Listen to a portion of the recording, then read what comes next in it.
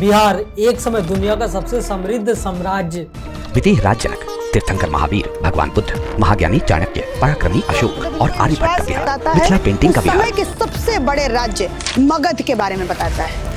लेकिन आज के डेट में इंडिया का सबसे पीछे छूटा हुआ राज्य। बिहार में कोई रोजगार नहीं है, कोई फैक्ट्री नहीं है, जैसे सब मजदूरी कर देने गया उस विद्यार्थी को पता है कि धांधली हुआ है, जो करा रहा है उसको धांधली को पता नहीं। धीरे धीरे लाठियां बरस गई, लाठी फूट गई है। जो 3 साल में ग्रेजुएशन हो जाना चाहिए उसको पूरा करने में 4 साल ले लिया। जैसे सब मजदूरी कर ये वो अपनी जवानी को मैंने पूरा दफा दिया। सरकारी किसी को नौकरी हो जाएगा तो भगवान से भेंट हो जाएगा। बिहार में कुकुर मुत्तों की तरह खुले हैं कोचिंग संस्थान।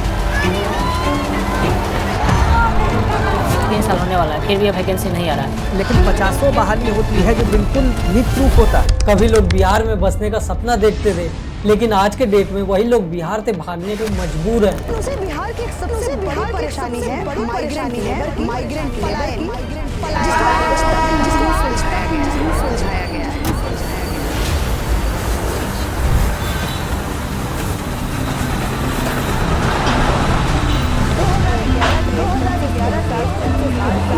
और आप एक बात जानते हो कि इस बर्बादी के पीछे मेन हाथ किसका है? यहाँ के सिस्टम, यहाँ के पॉलिटिक्स और यहाँ के नेता का। बिहार ने जिन लोगों पे भरोसा किया उन्हीं लोगों ने उसको लूट लिया। और आज के इस वीडियो में मैं बात करूंगा कैसे जेडीयू, उसके बाद फिर कांग्रेस, उसके बाद फिर बीजेपी, फिर जेडीयू और इन सारी पार्टियों ने मिलकर कैसे बिहार को आज तक लूटा हुआ है। बिहार में पिछले 30 सालों में कोई बदलाव नहीं आया है, बल्कि यहाँ पे हर बार कोई ना कोई चेहरा बदलते रहा है। और अगले कुछ दिनों में बिहार में फिर से चुनाव है। यहाँ पे 247 सीटों पे 90,000 पोलिंग बूथ में चुनाव होनी है। लेकिन बिहार के चुनाव को केवल एक राज्य के इलेक्शन के चश्मे से आज कतई मत समझिएगा, क्योंकि इसी चुनाव में जनता 3 राष्ट्रीय मुद्दों का भी फैसला करेगी। लेकिन असली सवाल ये है, आखिर बिहार का यूथ चाहता क्या है? बिहार का यूथ क्या चाहता है? क्या चाहेगा यूथ? यूथ तो चाह रहा है कि जॉब मिले उसको। जॉब, डेवलपमेंट, फ्यूचर और डिग्निटी। लेकिन यहाँ की पार्टियों के पास वही पुराने मुद्दे हैं, जैसे कि फ्रीबीज, कास्ट पॉलिटिक्स और वही झूठे वादे। एनडीए के गठबंधन में बीजेपी, जेडीयू और एलजेपी यानी कि नीतीश कुमार, नरेंद्र मोदी और रामविलास पासवान की पार्टी, जिसको कि आज के डेट में चिराग पासवान लीड कर रहे हैं। अभी तो बीजेपी ने बस जेडीयू से गठबंधन एक समझौते के तौर पे किया हुआ है,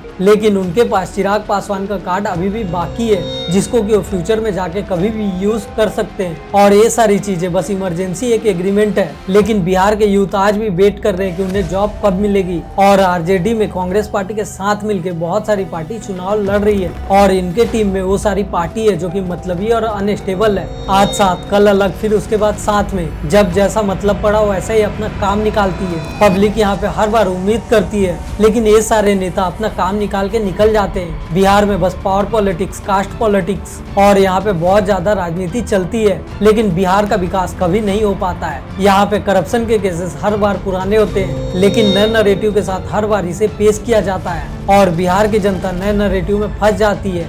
कास्ट पे जाके वोट देती है, पैसे लेके लोग वोट देते हैं और उसके बाद डेवलपमेंट की बातें करते हैं। बिहार हर बार स्पीचेस में बदल जाता है। यहाँ हर चुनाव में डेवलपमेंट की बात होती है। यहाँ पे चुनाव में हर एक घर में सरकारी जॉब मिलती है, लेकिन रियलिटी में ऐसा कुछ भी नहीं हो पाता है। प्रशांत किशोर बिहार में डिजिटल वेब बना रहे हैं, लेकिन ग्राउंड पे इनको कितना सपोर्ट है उसकी सच्चाई बाकी है। और उनके पास है बस रील, पॉलिटिक्स और स्लोगन, लेकिन उनके विजन का कुछ भी अता पता नहीं है। और उसके साथ रिसोर्स चाहिए, सिस्टम चाहिए, लेकिन बिहार में पहले से करप्शन है। बिहार ऑलरेडी करप्टेड है। यहाँ पे लोग पैसे लेके वोट देते हैं। अपर कास्ट, दलित और ओबीसी हर एक पार्टी की वोट बैंक है। यहाँ के सारे नेता और मंत्री एक एक कास्ट को पकड़ के बैठ जाते हैं। यहाँ के नेता मंत्री को एक बात पता है कि बिहार में कास्ट पॉलिटिक्स को कैसे यूज करना है, इसीलिए अपर क्लास, मिडिल क्लास और लोअर क्लास और ओबीसी सारी कास्ट के लिए यहाँ पे अलग से नेता मंत्री अवेलेबल है। हर एक नेता मंत्री बस अपने कास्ट वालों के लिए काम करता है। और यहाँ पे चुनाव में बहुत सारी प्रॉमिस की जाती है, लेकिन आज तक सच्चाई में कभी इम्प्लीमेंट नहीं हो पाता।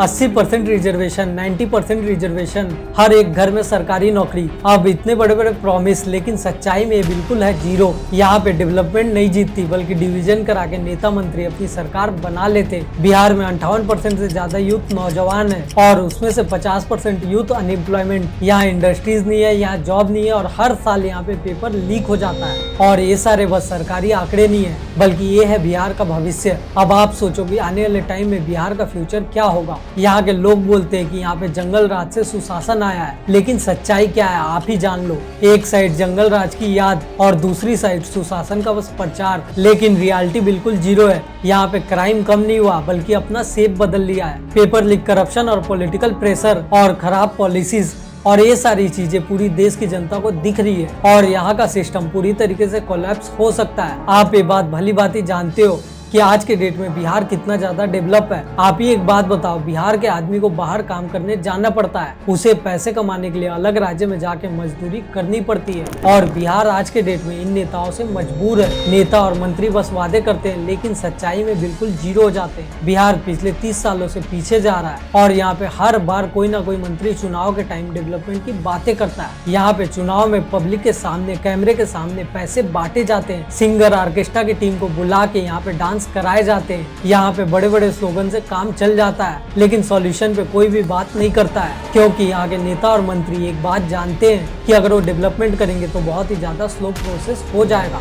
लेकिन अगर फ्री में यहाँ पे कुछ बांट दो तो चुनाव में तुमको वोट जरूर मिल जाएगी। और हर बार यहाँ की जनता भावनाओं में बह के अपना कटवा लेती है। पिछले 30 सालों में बिहार ने पहले लालू को देखा, उसके बाद देखा नीतीश को। किसी ने चारे के नाम पे पैसे निकलवा लिए और किसी ने सुशासन का प्रचार किया, लेकिन अगर आप रियलिटी में देखो तो आज भी बिहार वैसी का वैसी ही है और यहाँ का यूथ आज भी होप के नाम पे एक्सप्लॉइट हो रहा है। बिहार को कभी भी जानबूझ के बदला नहीं गया है बल्कि उसको हमेशा से कंट्रोल में रखा गया है। अब आप एक बात बताओ, बिहार का भविष्य कौन बदलेगा, ये नेता, ये अलायंस या फिर बिहार का यूथ? और आपको क्या लगता है, क्या बिहार डेवलपमेंट डिजर्व करता है? अगर हाँ तो आप अपनी राय कमेंट में जरूर बताएं और अगर आपको ये वीडियो पसंद आया हो तो इस वीडियो को लाइक, शेयर और चैनल को सब्सक्राइब जरूर करें।